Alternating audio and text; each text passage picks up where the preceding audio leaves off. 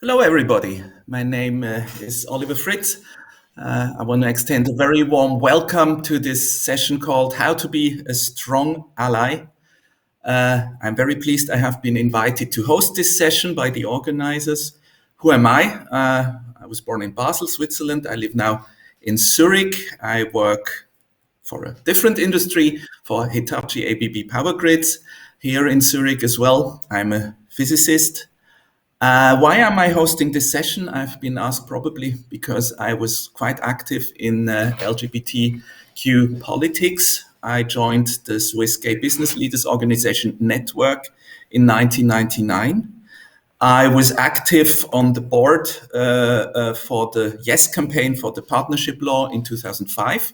So a similar referendum as we will have it next weekend here in Switzerland on marriage equality. I was also then president of the organization Network 2008 to 2014, and I've been quite active with a number of political activities, not only within the community, but also in building up allyship networks. What will we hear today? We will first have a keynote speaker. We also will have personal stories then, and in the end, a panel. This program will be enriched by two polling sessions where you can express your opinions on certain questions we ask. And then we also will have a question and answer session, which will happen on Slido. I guess you will all have to link to ask your questions there. And this is basically the run of the event. Now, one important remark, this event is being recorded. Now, for basically everybody of you, this does not mean much because you will not be seen or heard. But in the case you ask a question and add your name, it may be that this appears on the screen later and would be recorded. Okay, I hope so far we have had all the necessary introductions. And it's now my great pleasure to introduce our keynote speaker, Dame Inge Beale. She is an experienced business leader, having spent nearly 4 decades in the insurance sector. She was, in the end, was CEO of Lloyd's in London. She has now a portfolio of non-executive roles. She's chair of Mediclinic International. She's an independent board member of Crawford & Company and of a variety of other companies. During her 5-year tenure at the old institution of Lloyd's, Dame Inge took many of the traditions that had held the organization back. She modernized the market with the introduction of technology and understanding the vital importance of inclusion in the workplace. She challenged the traditional boys' club culture to make it much more inclusive for all. She was awarded her damehood in 2017 for services to the UK economy and for her work supporting women and the LGBTQ plus community. So please now, it's my pleasure to hand over to Dame Inga for her keynote speech, please. Well, thank you. Thanks for that introduction, Oliver. And I have to kick off by giving a little plug for this Dive-In Festival. I have to think back to 2015 when we launched the very, very first Dive-In Festival. And it was just in London that year. And I was so nervous. I was the CEO for Lloyd's, and I had decided that we had to tackle diversity and inclusion, at least in the Lloyd's and London insurance market. So we started the very first Dive-In Festival. We covered the Lloyd's building. For those of you who know it, it's a big, stark steel and concrete building, and we covered it in brightly colored posters. We wanted to celebrate diversity and inclusion, and I was so nervous. But it turned out to be a huge success. Employees of all of the insurers in the market said, this is fantastic. We're starting to talk about a very difficult topic that fundamentally the insurance world hasn't really taken much notice of. And look at where we are today. The sponsor companies, I can only thank all of the companies who've done so much now to make sure this festival gets bigger and bigger every year. And of course, all the individuals who don't get paid extra, but they put in a lot of time to make this festival a success. So I couldn't be more proud now to be part of a festival that is so much bigger than when it started and has exceeded everything I could have dreamed of. Now, when I did start at Lloyd's, I realised if I was going to modernise the market, diversity had to be a key part of what we were doing.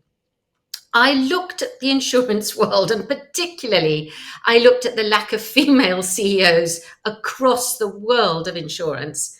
And I said, this isn't good enough. We're not making enough progress. Now, you're going to hear from a couple of others about their personal stories. So I'm not going to talk too much about mine, but I'm going to just set the scene a little bit, which might help you understand why, when I took over at Lloyd's, diversity and inclusion became so important for me. So first of all, I'm going to go back to when I was a little girl. And I say this very, very seriously, because at times in our lives, we all feel a little excluded. I'm sure there's hardly a person listening into this today that hasn't at some time felt you didn't belong somewhere, that you were the odd one out, the different one. Well, this happened to me quite early on. I was born in a very nice family. My mother was from Norway. I had 2 siblings. I was the middle child. But my brother and sister were born with white blonde hair. And while I've got grey hair now, I was born with dark brown hair. And from a very young age, my brother and sister told me I was adopted. Despite what my parents said, I felt excluded. I felt the different one. And that was from a very, very young age, 5, 6, 7 years old. And I look back and I think, well, was that a good thing? Well, there was something about that, because in a way it gave me an independent streak, because I used to be playing on my own a lot of the time. So it gave me an independent streak that became an important part, I think, about how my life and particularly my professional career has been shaped. I haven't been afraid to take things on. But it did make me very angry. And I know that not being included in the workplace does not bring about the best in people. And it can actually, and there's lots of statistics about this, it can lead to a drop in productivity. And when I started work, I felt very much like a heterosexual woman fighting in a man's world. This was in the 80s. And I had sport as my support network, because I didn't feel I belonged in the office. And I suppose that was the first time I understood about allyship and the importance of allies. Because there I was working in the City of London every day, but I would go to my rugby practice. I rode for a lot to begin with, and then I started playing rugby seriously at national level. And I realised that when I went to sport, that was when I felt I belonged. Everyone was your sort of ally, your teammates. You felt really, really good. And I think it was that kept me going when I felt I had such a battle on my hand in the workplace. And that allyship from sport also went right into my next phase, which was my lesbian phase. So after some time, I started to date women, and I stayed in the closet for years. But again, I had my allies who were my friends, and particularly my teammates on the sports field, and they were very much my allies. And what I'm saying about this is because allies can come from anywhere. Now, when I did eventually come out of the closet, and this was when I was living in Switzerland, and I was about to join the Zurich Insurance Group, I decided that I'd had enough of being in the closet for years, and I would come out. And I remember one of my team, I only had really one member of my team who actually asked me about my personal life, who asked me about what I did at the weekend, how was my girlfriend.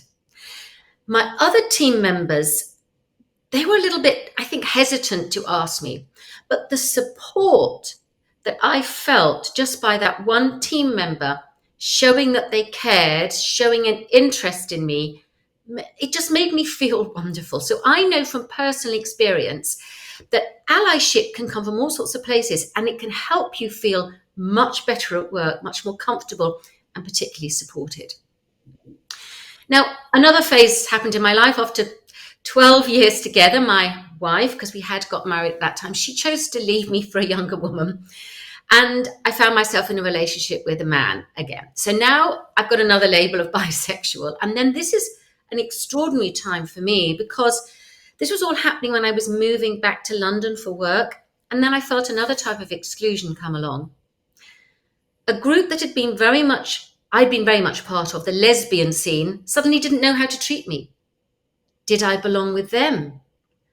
Where does a bisexual fit? So suddenly I was being excluded from the very group of people who'd given me so much over the years. And the reason I say that is because this whole aspect of diversity, inclusion, who you are, who supports you, who doesn't, is very, very complicated. And you never know at what time in your life you may be excluded or potentially included. So from my point of view, the world of work can do something proactive here. And this is what the Dive-In Festival is really all about. It's about trying to make a difference in the workplace. Because I feel that what happens in the workplace, if we get people in the workplace to be more understanding, more accepting, more respecting difference, it can seep out into broader society. Now, when I did take on that role at Lloyd's, it was a very large physical marketplace. So I could walk through that physical trading room in London. 8,000 people gathered every day in a huge multi-layered atrium. I could walk through that physical trading room in that time. And I saw for myself that there were a lot of people who looked the same.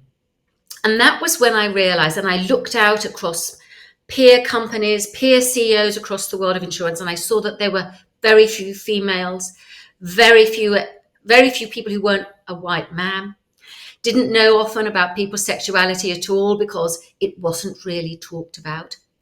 And that was why I started to talk about diversity and inclusion. And I had talked about it at town halls. And I started talking about why was I looking out at a sea of white faces. I started to use words like gay, lesbian, and bisexual. Now, first of all, there were all sorts of giggles and perhaps heads bowed in probably embarrassment, because there was this freaky woman standing up in front of this centuries-old institution, mentioning words that had only ever really been used in some sort of perhaps joke or people being rude about someone. But I didn't stop talking about it. And the employees started to feel empowered.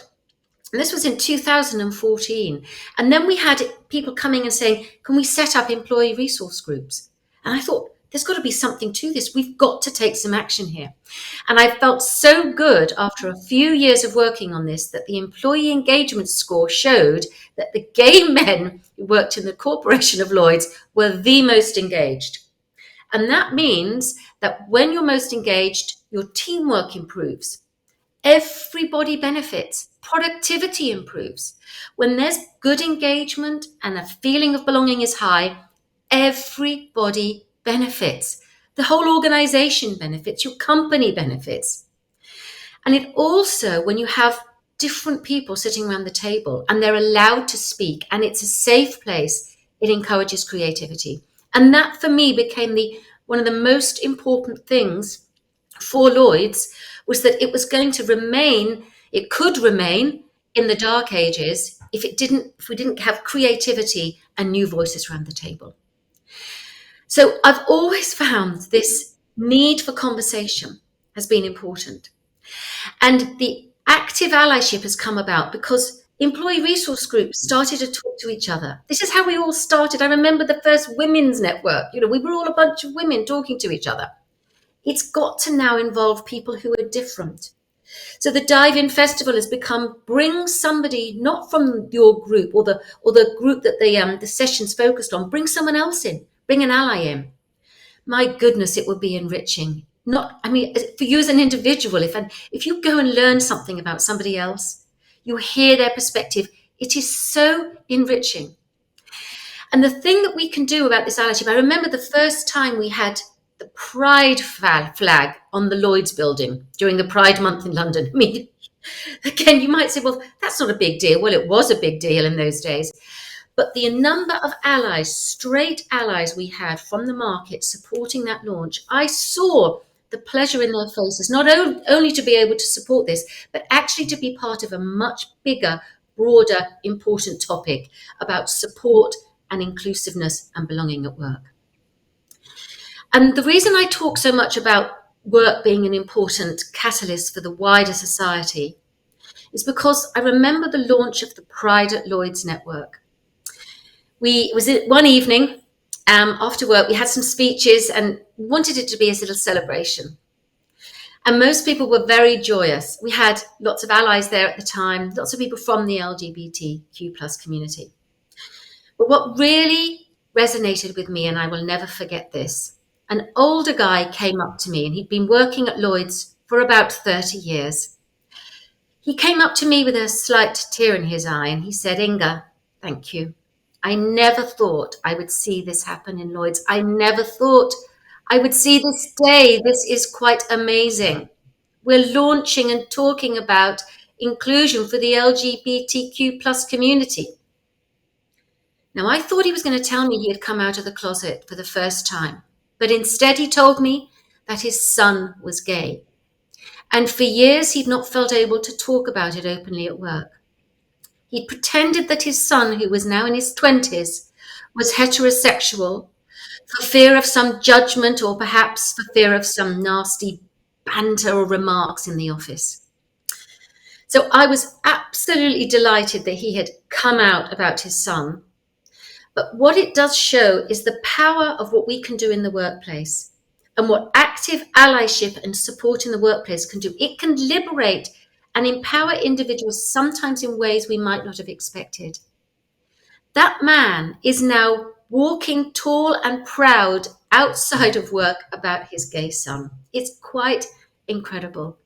And that's all because of the courage of people who are prepared to speak out when things are wrong. And every individual can have a part to play in this. Of course, an organization and things can be led from the top. And we have to recognize it as leaders. Leaders have a responsibility here.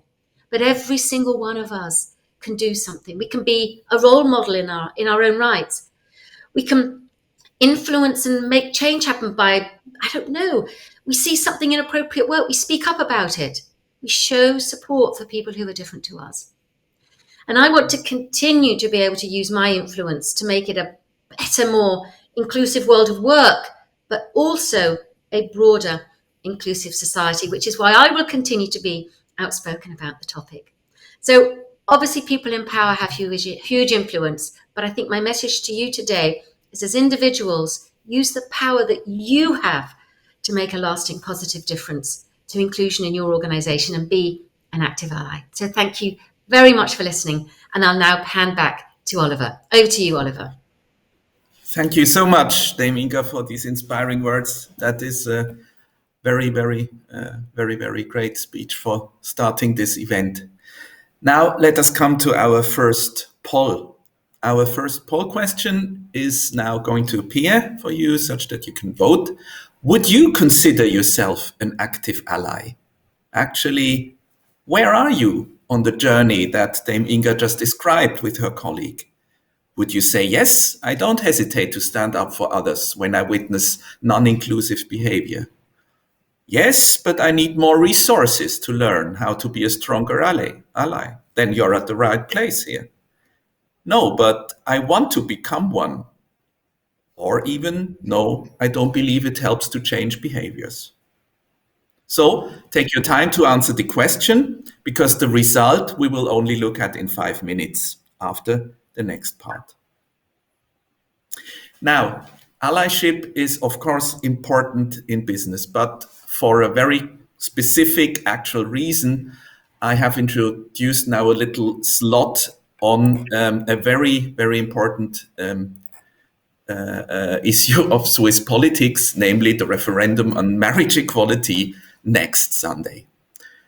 Maybe not all of you are aware of this, but we will vote finally in a referendum here on whether marriage for any two unmarried persons will be legally fully recognized. So just some technical information, mainly for those people that are not so used to maybe the Swiss political system. The referendum is, in fact, on a relatively simple modification of the existing marriage law. As I said, instead of marriage allowing between a man and a woman, it is for any two unmarried persons. The existing registered partnership that we have in Switzerland, which was introduced 2007 after the successful referendum 2005, will not be an option any longer. It will, however, continue to exist for those that do not choose to change it into a full marriage. Now, what are the most contested changes, actually? Of course, it is about children. Our opponents are not, they haven't found another issue than that. But the most contested changes are adoption, which is equally accessible for same-sex couples as for opposite-sex couples so far. Actually, so far, only adoption of a child of the partner has been possible for same-sex couples. And the other one is an extension of artificial insemination for married female same-sex couples. This will be officially allowed in Switzerland if the referendum passes successfully. So if we have a yes majority. So actually, the whole campaign is not so much about equality. It is very much focused now through the opponents' activity on the question of children. A very important one, as we will hear later. What will not change? We do not allow surrogate motherhood for anybody in Switzerland. This will not change. Adoption as an individual has always been possible, and this will also remain possible. So you do not have to be married to adopt a person. And basically nothing will change related to taxes, social security, and so on, because this has already been covered by the partnership law in 2005 and 2007. So the step is very important, very symbolic, but actually many of the social and tax questions have been done equal for same-sex and opposite-sex couples 15 years ago. Okay, now how do we vote? A referendum is something perfectly normal in Switzerland. After Parliament passes a law, you need to collect 50,000 signatures within 100 days. And then we have a simple, this was achieved by a mixed group of parts of conservative and religious parties. And then next Sunday, a simple majority of the people voting will decide. So we do not need any quorum or anything like that. It just need to have more yes than no. What are the odds? Well, polls are often misleading, but let's hope that they're not so wrong this time. The polls are quite favorable, above 65%, but let's wait and see. There can always be surprises with a referendum, as we have seen recently on other referendum campaigns. Now, who is supporting actually? The referendum campaign is led by a dedicated association, which was built by the big national LGBTQ associations. We also have a large support by many political parties, as it used to be already in 2005. And actually not too many are against it, including, unfortunately, the biggest Swiss party, but I'll not go into politics too much, but that's how it is. Okay, now, why do I talk about this here? Because, of course, if you want to win a referendum, you need a majority of everybody. You need to include all those non-LGBTIQ people out there that are going to vote.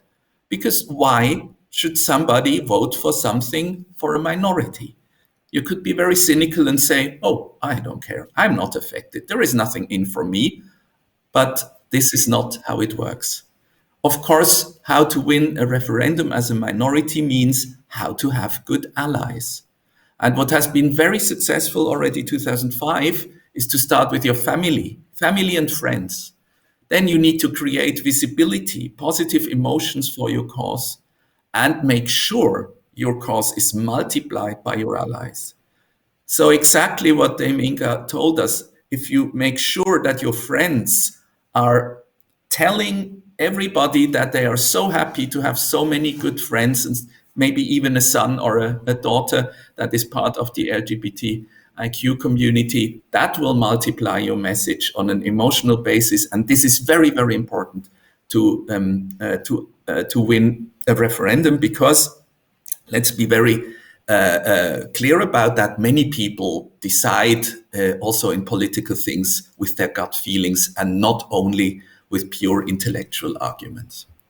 So make people feel good that they vote yes.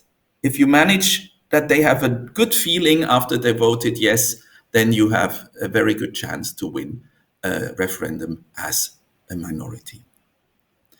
I'm not going to go too much into the details. This is more for your information and maybe sometime for the panel later. Just be aware, to win a referendum costs at least 1 million. You know, you have to make good social media campaign. You have to put out some ads. You have billboards. So to finance all this is not so cheap. And this will be the next question then later. Company money is usually not available in Switzerland for referendum campaigns unless it's very, very specific topic for economic or business related law changes in law or other regulations. So what is new this year? What is completely unexpected, but it happened already in June?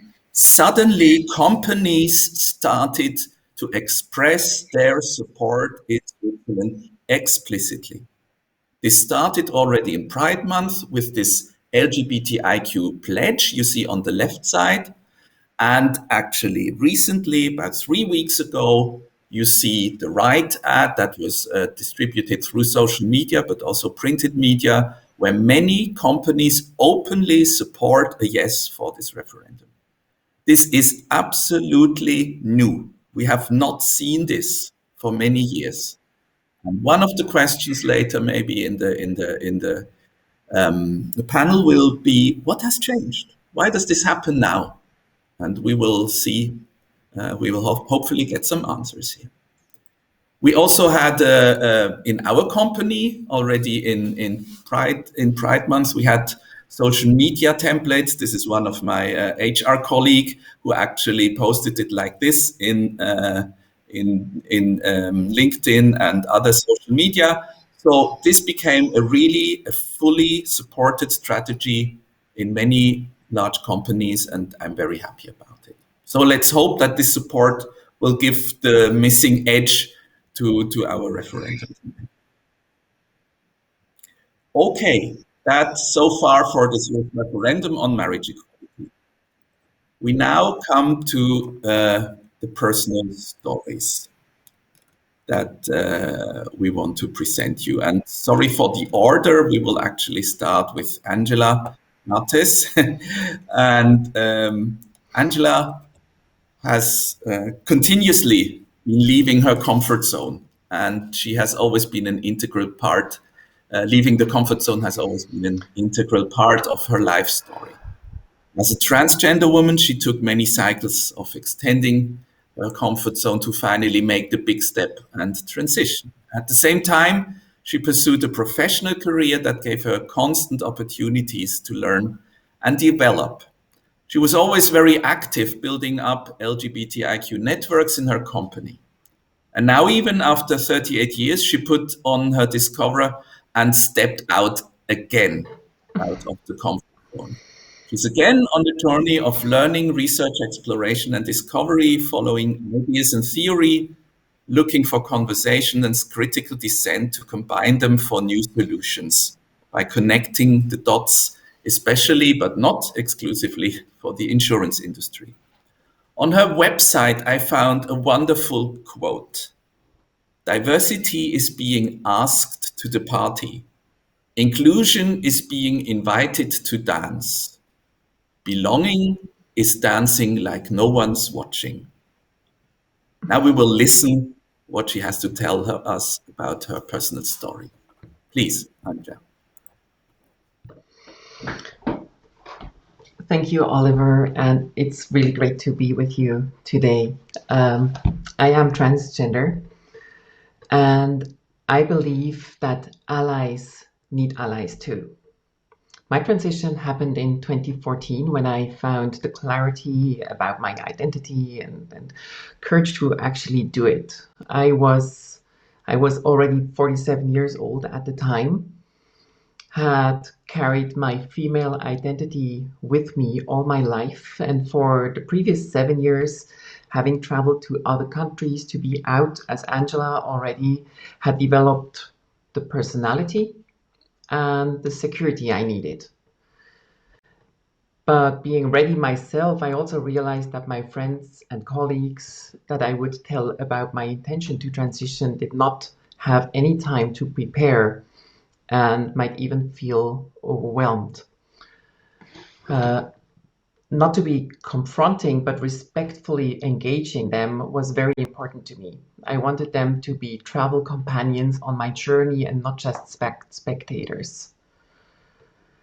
My plan was to transition in the second half of 2014, and my first conversations started in May 2014. And over 3 months, I had almost 150 conversations in the company. At the time, I was CEO of Baloise Life in Liechtenstein, at a subsidiary of Baloise Group. And as a CEO, of course, you are very visible. So one of my biggest fears was not that Baloise would not accept me as being transgender, but they might not like me to be in such a visible position. And I love my job, I love my responsibilities, and I didn't want to risk that. I had my first conversations with my bosses, my superiors in May 2014, on the 9th of May. I never forget that date. And I think the most memorable and the most beautiful conversation I actually had with the then CEO Martin Strobel of Baloise Group, who I had known already for many years, and we were good colleagues, good friends, and I have prepared this entire script of how I'm going to approach this, how I'm going to ease him in to what I have to tell him. And then after 2 minutes, he said, "Well, I know that you have something important to tell, so come to the point. Tell me what it is." And so I told him about my intention to transition, and he just relaxed back in his chair, looked at me and told me, Thank you for coming to me and coming to Baloise and sharing this with us. And you will see, you will have full support within the company, and you have my full support." And this was as one of my first conversations. Of course, that was such an energy booster to get this kind of reaction from the CEO of the group, that it helped me also to go through all the other conversations that I would have afterwards. And we had then another hour of conversations, and I told him a little bit about my life before. I showed him pictures of what I would look like, because I was still there in my male identity. Pictures that what I look like when I'm Angela, and it was just the most beautiful conversation. He also agreed to then organize a meeting with the rest of the executive committee, and we also agreed that we would involve group communication to create a small communications strategy for the entire process. And And another conversation I also had that same day was with the head of group HR, who is a very energetic and a very active person, and he is also a good colleague, but I also know him as someone who, if there is a problem, I pull up my sleeves and I start solving it. And when I had the conversation with him, his reaction was, well, can I immediately call you Angela now? And let's do an intranet communication, and you can come to the office as Angela from next Monday. And I say, hold your horses. That's going a little bit too fast, because I have a plan to have more conversation, because I want to talk to people I work with. I want to talk to people that I have worked with for 20 years, 25 years, 30 years. I do not want for them to feel confronted with this. I want them to be part of that.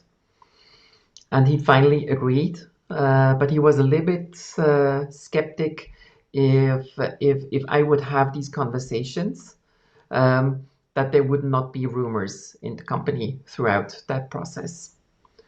I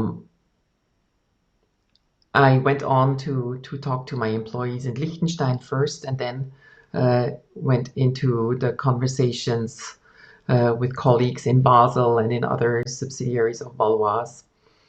And when I informed my employees in Liechtenstein, I actually put them all in a circle, and I put myself in the circle and told them it was a young employee, a male employee who broke the ice after I had finished by saying, I know I'm using the wrong words, but I think it took a lot of balls to tell us what you just told us.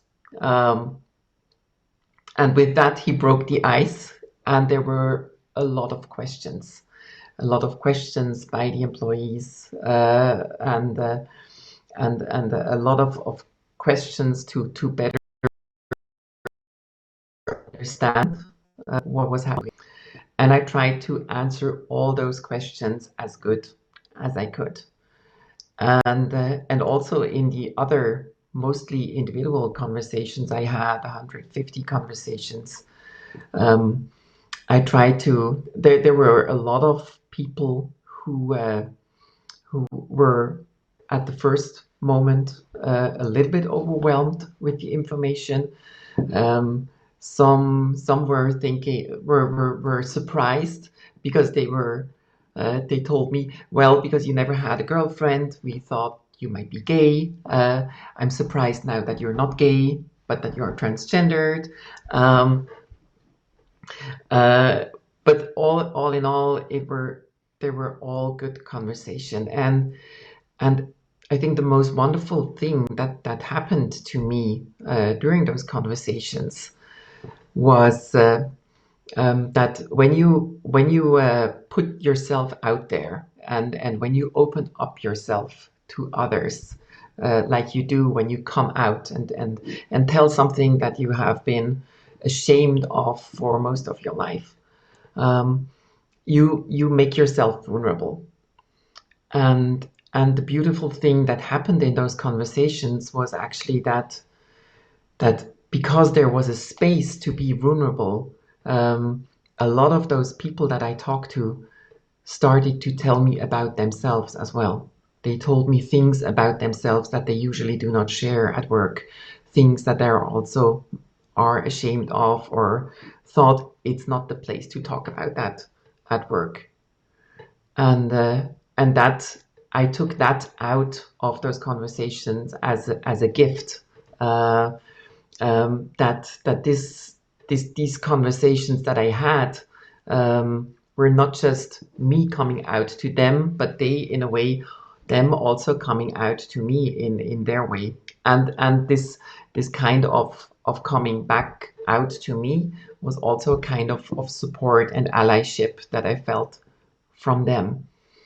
and the fear that the head of HR had, that there would be rumors and this information would not be possible to keep that quiet, actually came not true. I had all these conversations and there was not one rumor in the company until we sent out the intranet news on 28th of August. And I do believe that engagement is important, because engagement creates connections, and connections create allies. And that is what I wanted to share with you today. Thank you, and have a lot of fun with the rest of the 3 days. Thank you, Angela, very much for those words. And it was very impressive personal story. I can feel very much. We have a recently quite similar case in our company, actually, and I was really impressed how everybody reacted to that.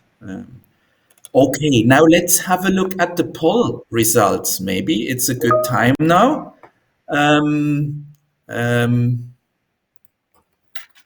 Let's see what people asked. Okay, quite a good number of people that I would call in the upper area. So yes, 40% do indeed not hesitate to stand up for others. That's very encouraging. And but the other half basically still thinks, yes, but I can still learn. So as I said, you're at the right event. Hopefully you can still improve your resources and how to be an even stronger ally. And we have 0% of participants that do not believe that it helps. Okay, I think that's quite an encouraging result. Thank you very much for that. So that's very good news. Hopefully also for our next speaker, who is talking about his personal story. It's Jose Blanco, who will give us quite a different view on a topic that I touched before, family and children. He's actually chief actuary of Chubb's Swiss entities since almost 10 years, and the actuarial manager for Chubb Central Region, Switzerland, MENA, and Turkey since mid-21. He was also previously in finance for Chubb Switzerland. Before joining Chubb, he worked for almost 9 years in the reinsurance industry at Partner Re in different positions in finance, pricing, and reserving. Now, on his personal side, about which he will tell us, he is living with his partner close to Zurich. Together, they have a son whose custody is shared with a couple of women. This is a so-called rainbow family, and in which at least one of the parents belong to the LGBTQ community. He's also part of the Chubb Ally program. He believes that diversity needs to be supported and discrimination has no place at work and elsewhere. So please, Jose, let us know about your story and tell us what you want to tell us. Okay, thank you very much, Oli, for setting the scene. So I'm very happy actually to be part of this discussion and really to show to the audience the diversity within actually the LGBTQ community. We heard already like 2 stories, and Oli just mentioned actually what is my current situation. As Oli said, so I'm dad of a 2 years old boy. We are a so-called rainbow family. Some people would say also co-parenting constellation, in which actually the parents don't have necessarily actually a relationship. This is a constellation that we have decided, the 4 of us, the 4 parents. We have our own rules, we have our own principles, and actually we are very happy within our family. So I just also wanted to mention, on top of what Oli said, that I'm a board member of the Swiss Association Families, which is an association which defends the social and legal interest of rainbow families in Switzerland.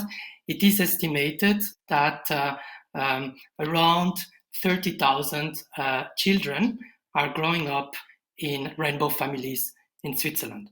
All kind of constellations, not only co-parenting constellation like ours, but with two moms, with two dads, maybe actually growing up with a parent which was previously straight.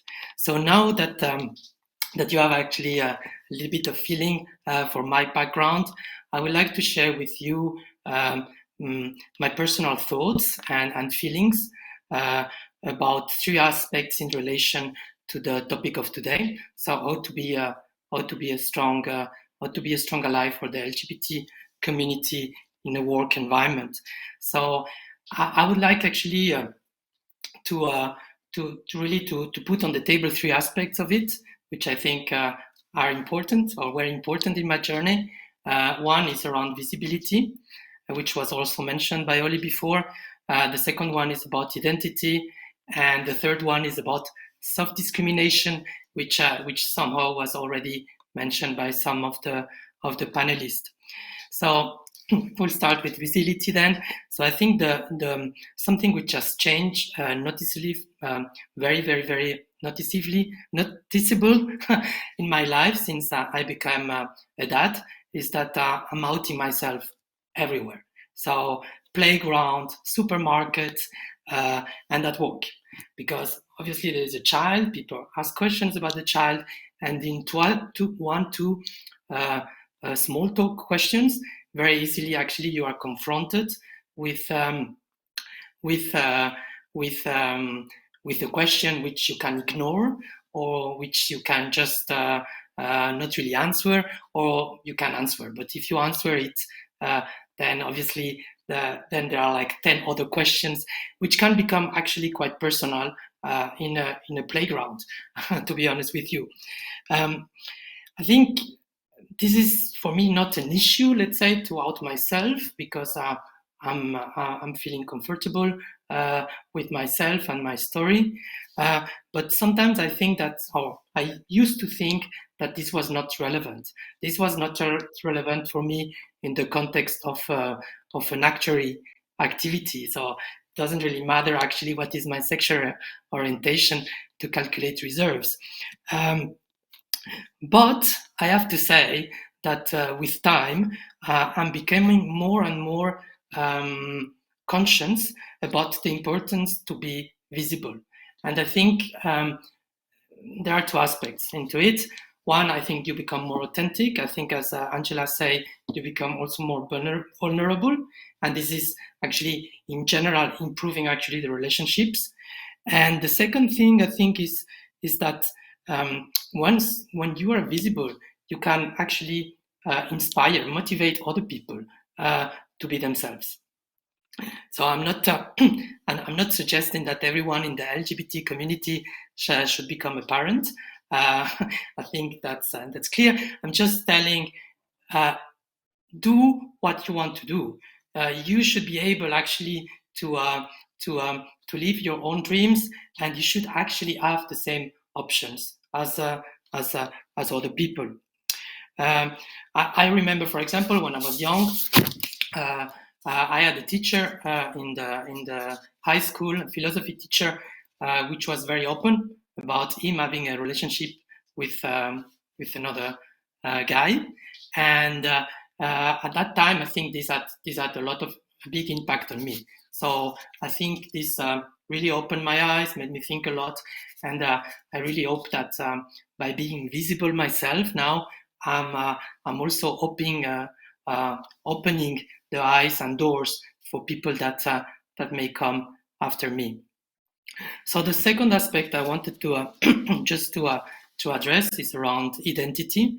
As I said before, I never thought that my sexual orientation was really relevant in the context of me as working as an actuary. I think there are other components of me which are more relevant, like, I don't know, my education, my cultural background. So I never really put that in the foreground. But since I became a dad, and since I'm outing myself a little bit more, I noticed that my sexual orientation is suddenly something which, in the eyes of other people, is defining me much more strongly, which is also not a nice situation, because I don't want to be defined by my sexual orientation.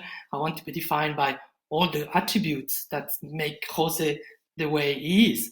I have a lot of other actually features, and I don't want to be put in a box and say, well, yeah, is the gay actually, if you want, in a sense.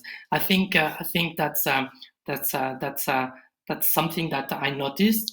And to come back actually to the topic of today, how to be a strong ally. Well, I think it's if you promote that other people are not only defined by one, let's say, strong attribute like sexual orientation, I think that you will be very, very a very good ally and support actually that people. And the third actually topic I would like, or aspect I would like to put on the table, is around what I personally call self-discrimination. I think we already touched a little bit on that with Dame Inga.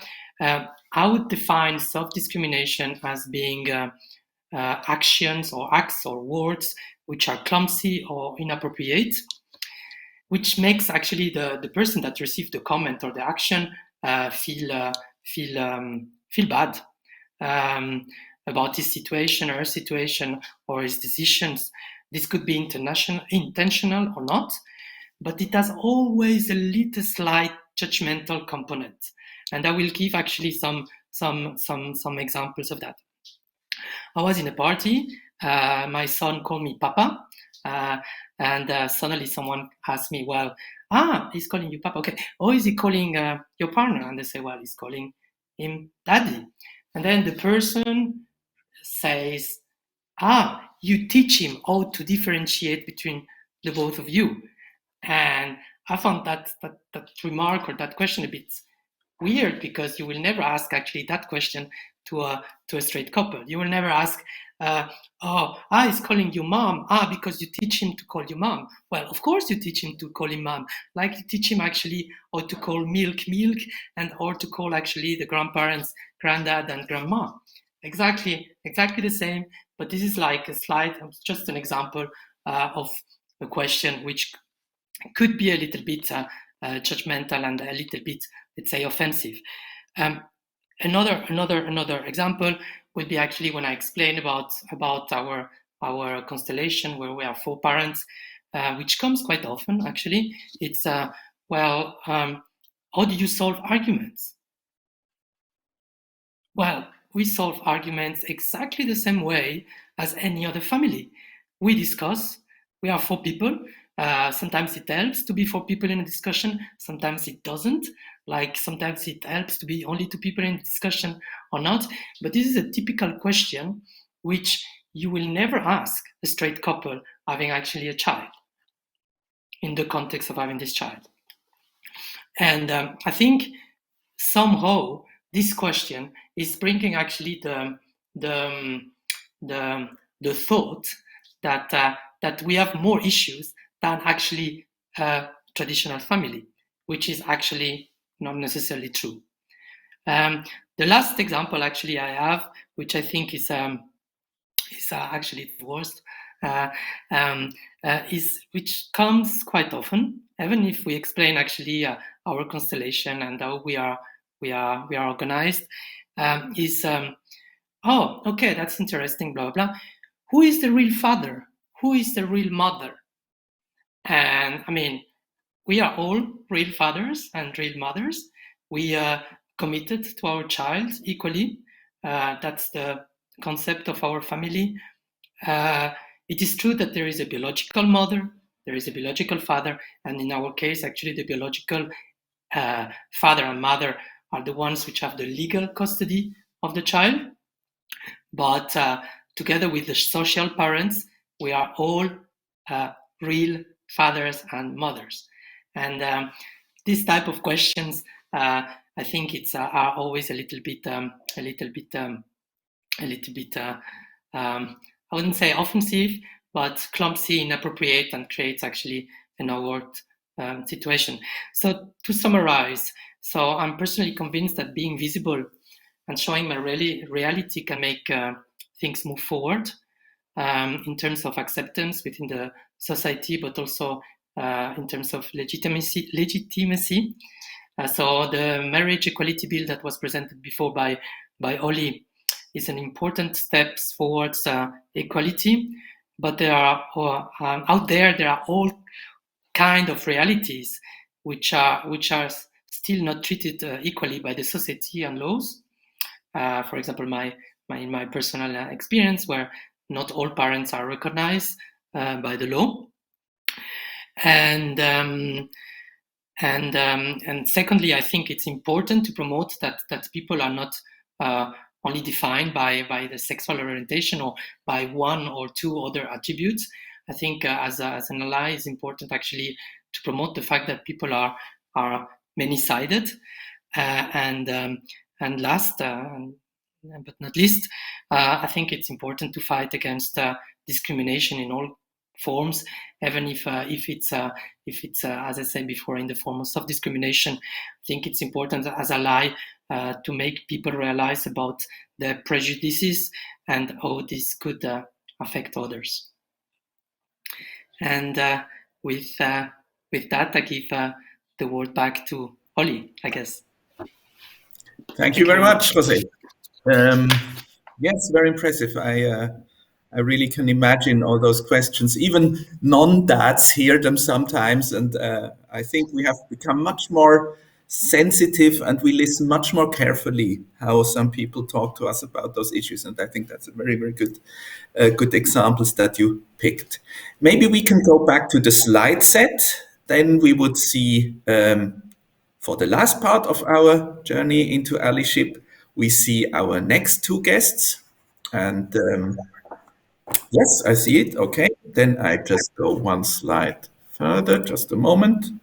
Yes, so we will now start with our panel discussion, and we have two new guests for that. We have Miriam Denk. She's partner people organization at PwC Switzerland, and she has been one of the strong ambassadors of the LGBTQ community within the internal Shine at PwC network, about which she will tell us. And we're also very pleased to have from London, not from Switzerland here, Justin Excel.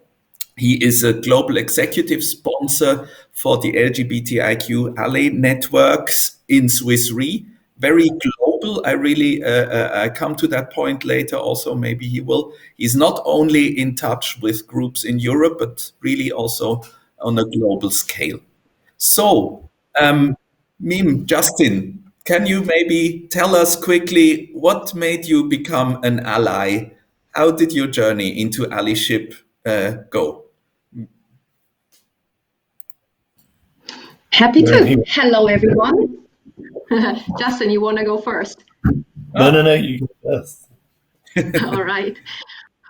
Me first. I mean, it's what Inga said, and Jose also before. It's from a personal perspective. I obviously also been on the side where I thought that was clumsy to ask, or I felt excluded as a woman, as a German, as a young leader, as being informal versus formal, etc.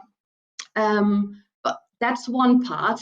But also being the one being clumsy, which really made me an ally, were simply because I had good intentions, but I didn't know better. It's not an excuse, but I didn't know how to apply a more inclusive language. But thankfully, I had people who immediately gave me feedback on this is how you say this actually, Mum. And by the way you've asked the question, I know you are really an ally, but that's not how you talk.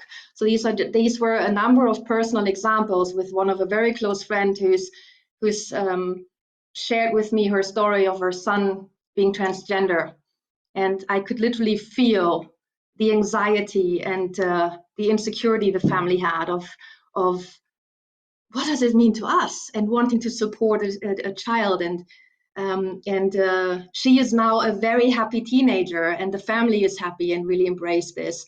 And so that was one, a team member of mine, where once she told me how inclusive I actually did speak to her, helped me to become a better leader. But I always supported her to come out in the workplace and with her family, etc.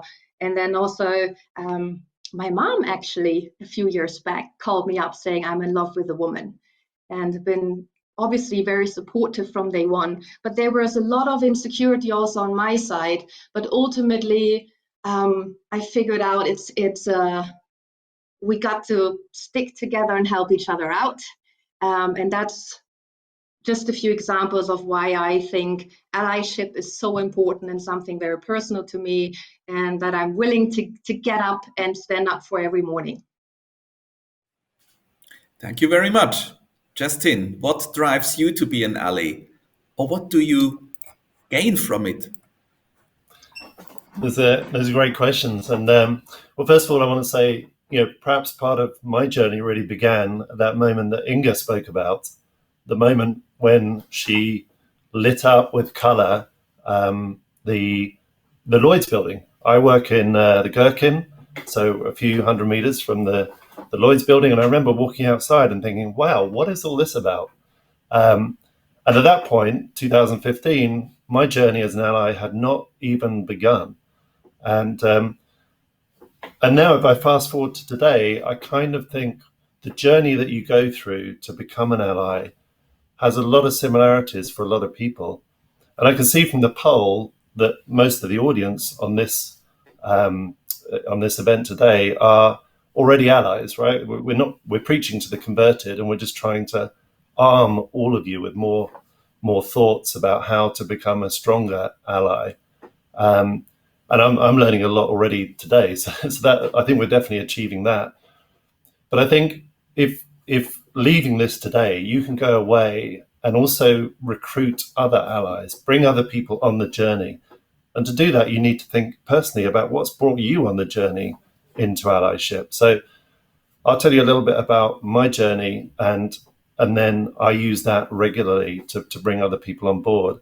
So my journey, 2015, I'd just seen the Lloyd's lit up, didn't know what that was about, quite intrigued, went on with my daily business.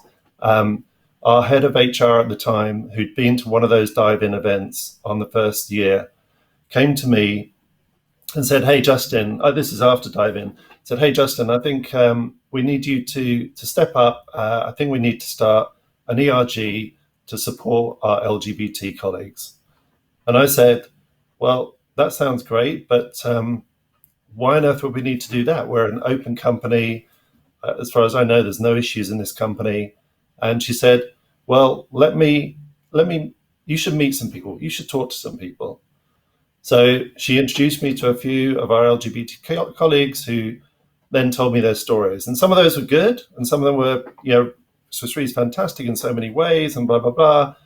But equally, there was an equal number of stories that left me literally with my jaw on the floor, just in disbelief that people could face the situations they were facing. And then I have the blessing of having a sister who's a couple of years younger than me and has been through a hell of a journey in life. She was a heroin addict at age 16, left home, threw our family into disarray, went into rehabilitation, came out of rehabilitation, and dedicated her life to helping other people. And she's been on a fantastic journey. And then in her late 20s, to add to that, she came out as being a lesbian. And after everything we've been through, that didn't shock the family at all. To be honest, it was quite a comfortable journey in terms of telling us there were no real issues there. But I've kind of shared her journey a little bit through life. But actually, she's had a pretty good run. She hasn't really reflected too many challenges from being a lesbian and focusing her life on drug addiction and helping others. She then decided to become a priest. So she's now a priest. She's openly gay, lesbian priest, who's also a single mum as well. So She kind of ticks so many boxes. It's incredible when it comes to diversity. So I called her and I said, head of HR has approached me. I don't think we got a problem here. Do you think I should do something, or should I get together and start together with Pride or a network that we did start? And she said, well, look at the top 50 people in your company. How many of those are openly gay, openly out? And I said, well, actually none.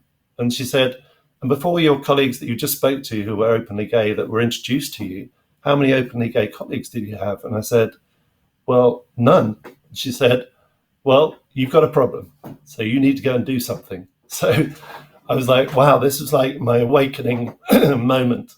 And then it's kind of, I've repeated that journey so many times. I remember going to Christian Mumenthaler, our CEO, and telling him, and he said exactly the same to me that I'd said to our head of HR. He was like, Justin, it's great you're starting this ERG, but we haven't got a problem, so why do we need to do anything? And I was really proud today, I was going to show you the photo, but really proud today that Christian has gone on the same exact journey as me. I'm just looking for the photo, because he just posted on LinkedIn. I don't know if you can see this today. If I try and put it. So he's just put a post on LinkedIn with our glorious building, Lakeside headquarters in Zurich, all lit up a few years ago, and that we do every year.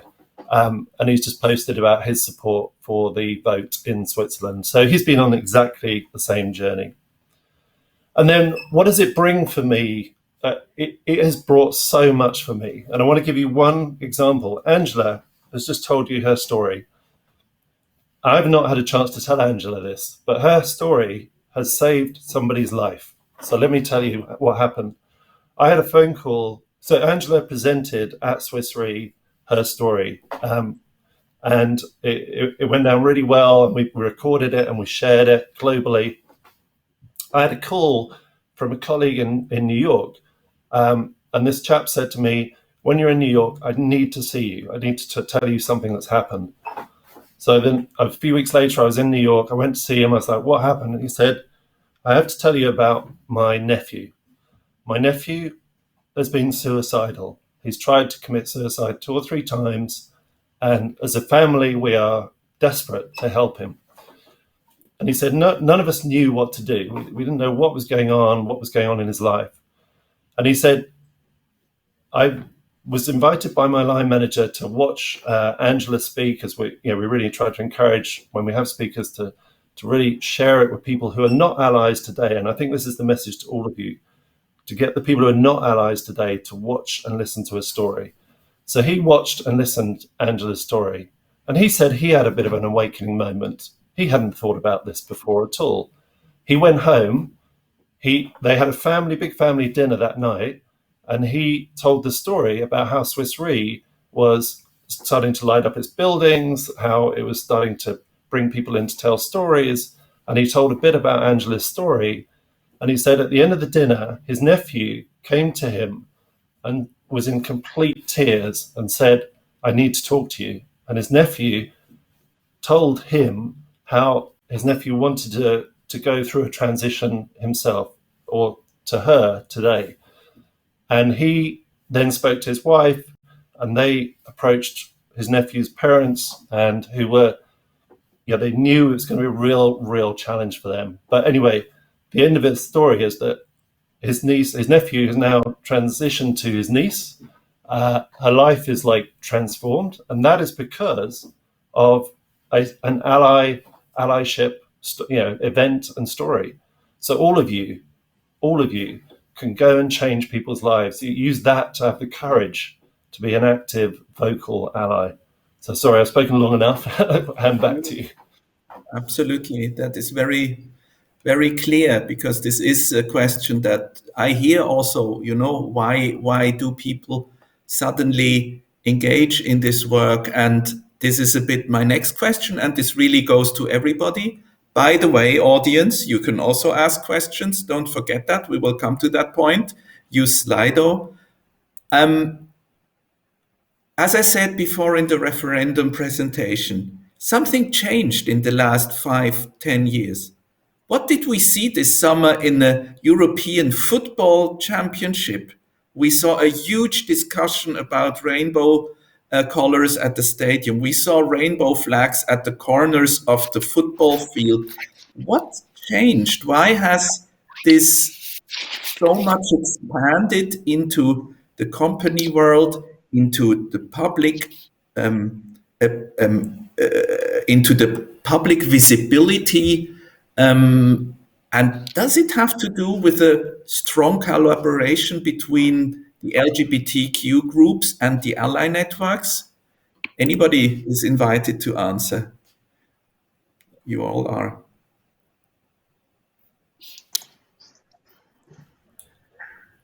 I'll give it a go because I think there are several things that have collided, but I think this sort of awakening that is going on in people, if you like, a large part of it is really helped by social media, by the ability to access stories, to click on a YouTube and listen to someone's individual story, and to really get that emotional engagement, because it's the emotional engagement that brings people along. You can be told facts and figures about how you improve productivity and all these sort of things, but actually you really need to get that emotional engagement. I think social media plays a huge hand in that.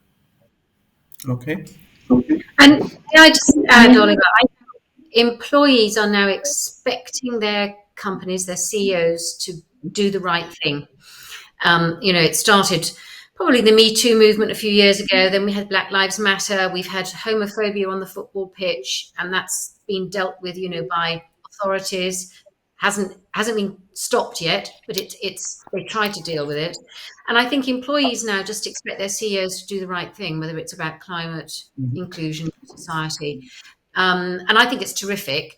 But what we need to do is make sure action translates into outcomes, so something actually changes. That's the big topic going forward. I see that. So a good side of social media, that's also something to be happy about. Mim, do you think it goes even further in the future? Do you think we will see even more engagement of large companies in societal issues? Maybe not only LGBTQ, maybe environment, maybe other aspects. Do you see bridges building to society, to politics? I know you have been in contact, for example, with Katrin Bertschi on a question around this involvement. So yes, I think so, and for a number of reasons. Number one, thanks to the community and to us allies, to no matter the draft, to keep being motivating and speaking up. I think that's number one, and the voice just gets louder, thankfully, with more allies joining in. And I think that's one thing where I think, yes, there's more to come. Secondly, on Inga's point, companies have understood it's not about the bottom line, because of what the employees are expecting, because of understanding our employees, our talents are the most important part and the heart of every organization. It's making the social enterprise possible. That's required to really think holistically about 24/7 people and the impact on society and how to support. That is on the CEOs and CXOs agenda, thankfully, by now. And because of that, I think there will come more. And what I'm particularly happy about, because we're talking about allyship, is that what we've seen now in social media with the companies actually coming together, because each company, and we're hearing this, has been doing things over the last few years, just on their own and not too loud. And I think what's a massive step is now really the power of being better together and to stand up and have a stronger voice. And I think considering the response now also from us as individuals, from other organizations, there will be more power and also more be feeling also safe as an organization to stand up more to society topics, to personal topics, things related to sustainability, etc. It's required from our people, from society, but I also think we as organizations also need the psychological safety, and that's more and more given. And I'm very positive that a lot more will come, and call for action for all of us to participate, to push the boundaries. Thank you very much.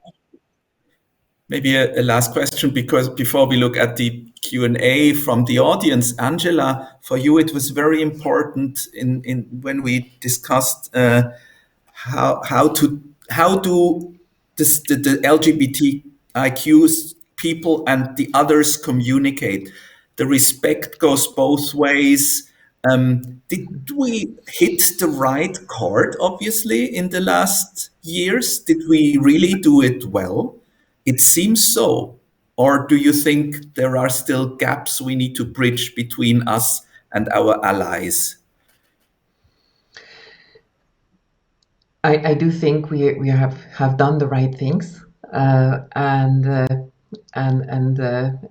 it was said before. I don't think we need to bridge gaps between us and the allies.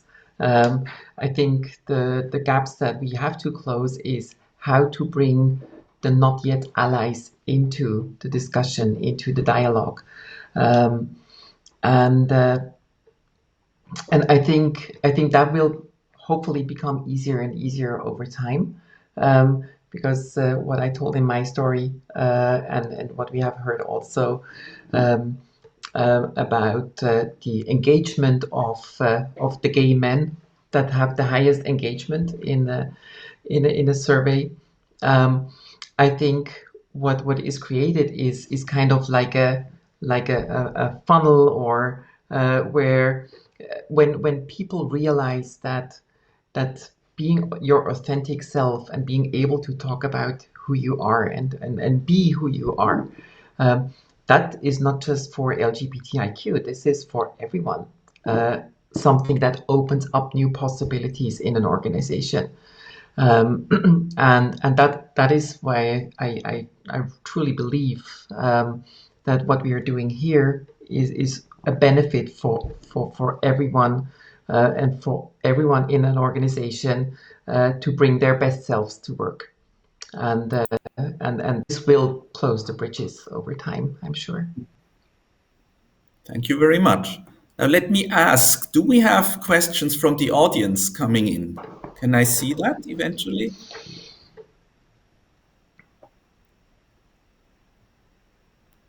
My impression is maybe not.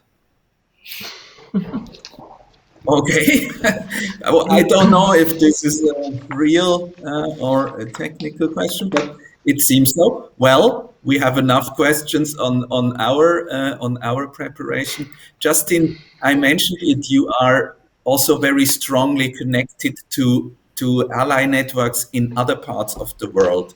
Can you see specific patterns? I mean, often we think we are a bit Euro or Western centric when talking about this topic. Do you think that is an issue, or how do you see it?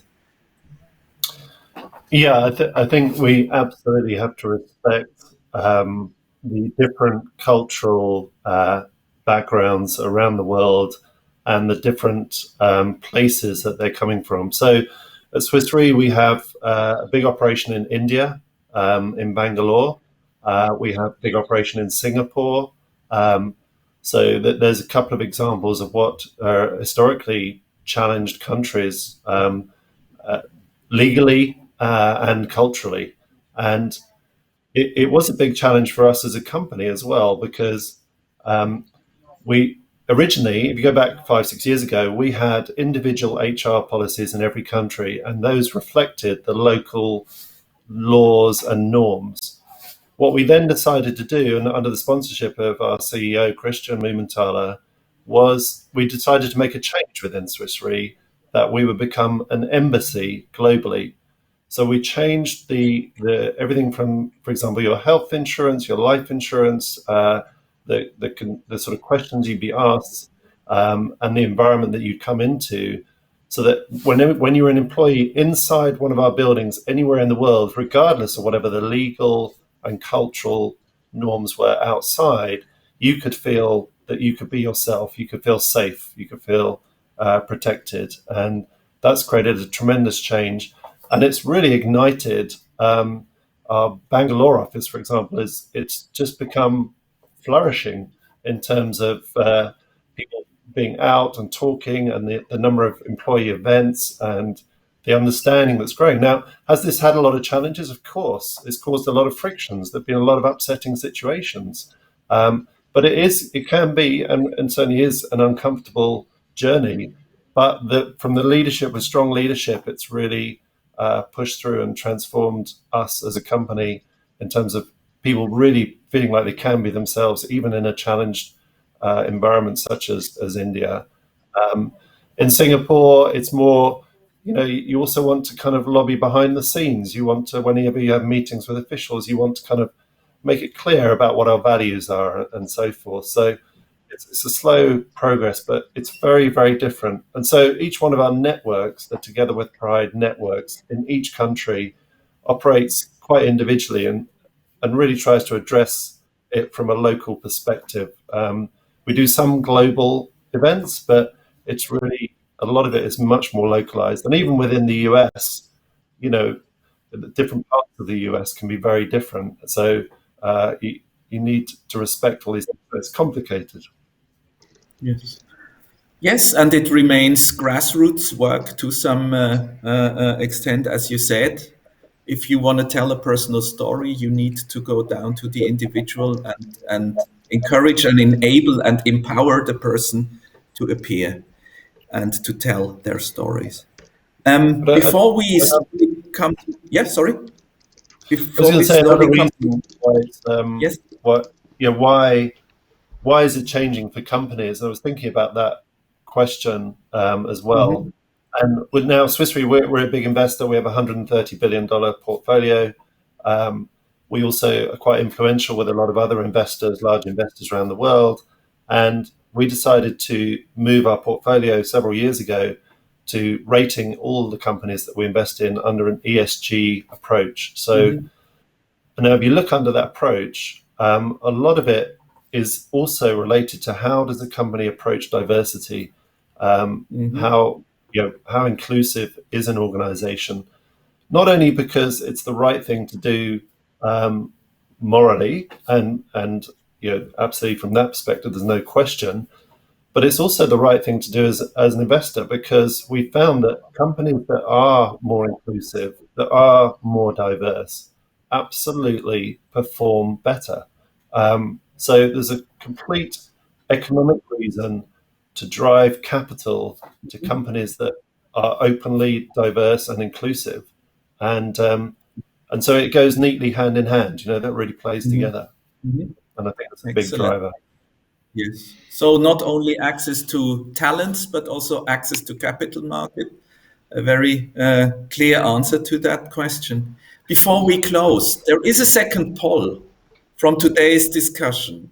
Audience, have you gained new perspectives, insight on the situation of LGBTQ community members and how to become a stronger ally? You have the choice of no, nothing new. Somehow points were raised that I had not yet considered, or yes, definitely, and it helped me to better understand and gain good takeaways from this event. So you have the quick choice to answer these questions. Wonderful. That was already a very early vote. The result on Sunday would not quite look like this, but let's hope it goes the same way. To close, yes, to slowly come to an end, we have 5 more minutes. Jose, if I may, you had a very funny point on how you are perceived now as a dad. Just one little question. Do you feel now more included because you are kind of something that everybody knows what it is, or you were a bit ambiguous about that point? Or do you feel stronger, irritating questions? Have you been more left alone before? So at job, so in the so at job in the work environment, I feel actually more interest about myself, about my story, and so on. So I would say I'm more included. I think, as you say, parenthood is something which is very close to a lot of people. So, and as such, there is like a bridge between myself and other people. But there are situations where I can feel like there is a misunderstanding or even a judgment on my decisions of being a father as a gay person. So I would say there are both. In general, I would say, like, I'm an actuary, so I would say in 75% of the chances it's more positive, and then in 20% of the chances it's maybe an awkward situation. Okay, thank you very much. Meanwhile, our picture has a bit differentiated, but we still have 68% who are very happy to have learned something in this event, which is not a surprise to me because it was really, really wonderful. Maybe a closing remark, Dame Inga, you gave a very personal story with very also partially forward-looking ideas. What do you expect to continue this, or do you expect a bigger next step in the years coming up? What could that be? Well, I always get frustrated with the pace of change. I am an impatient person naturally. But, we're trying to change, well, A, the insurance sector, but B, the world. Now, that is an enormous challenge. And sometimes you have to be very courageous. And sometimes I don't have the courage, even myself. I'm in a situation where maybe I'm exhausted, maybe I just can't bear to take a battle on. And we all make those choices all the time. I think what's important for this is that as a company, as an organization, as a corporation, you can actually put in place programs to make change that don't necessarily rely on one individual not having the courage that day or the energy or whatever. So, and many companies these days do have those programs in place. And if the leader of that organization is speaking authentically, Justin gave us a wonderful example about how Christian, his group CEO, he's going out talking personally about this stuff. If more and more we hear those stories that really feel authentic, and believe me, everyone can tell if no one's being authentic these days. I mean, don't think you can just say corporate blah, blah, you've got to mean it. But I feel so much more positive than I did, say, 5 years ago, 7 years ago, or even when I started my journey back in the 80s, nearly 40 years ago. So it's fantastic. And the support, again, we're getting from all sorts of companies and individuals is amazing. And thank you. Thank you very much. On that wonderful closing note, let me thank you everybody again, Dame Inga, Angela, Miriam, Jose, Justin. Thank you very much to the organizers of this event. Thank you very much to you in the audience for listening. You were a big audience, I heard, and I'm very happy about that. So everybody, please enjoy the rest of the events and enjoy the rest of the day. And goodbye. See you next time somewhere. Goodbye.